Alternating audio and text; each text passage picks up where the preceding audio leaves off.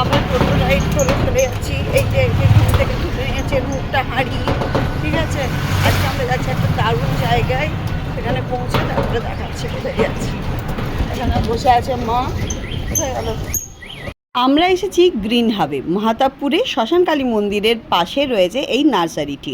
এই নার্সারিটা আগে অ্যাকচুয়ালি রাস্তার ওপরেই বসতো, কিন্তু এখন যেহেতু ওখানে কনস্ট্রাকশনের কিছু কাজ চলছে, যার ফলে এরা একটু ভেতরের দিকে ঢুকে এসেছে। তবে ওখানে যাকে হোক জিজ্ঞেস করবেন, ঠিক ওরা বলে দেবে।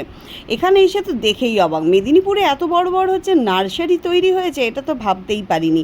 আমরা গিয়েছিলাম পদ্মের খোঁজে, পদ্ম নিয়ে আসবো, তাই এখানে এসে পদ্ম দেখে তো অবাক হয়ে গেছি।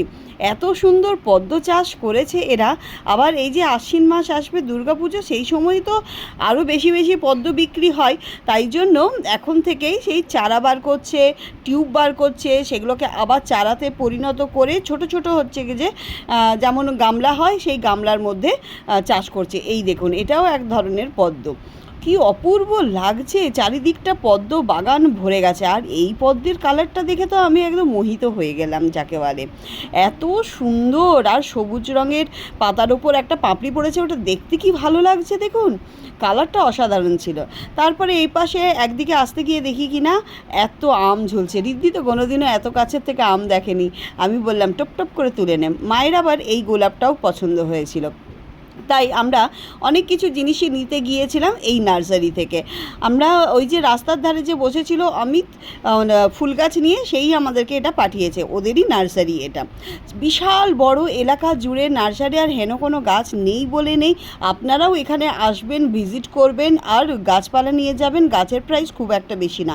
এটা হচ্ছে বুদ্ধজুই, কি সুন্দর গন্ধ, চারিদিকে মোমো করছিল বুদ্ধজুইয়ের।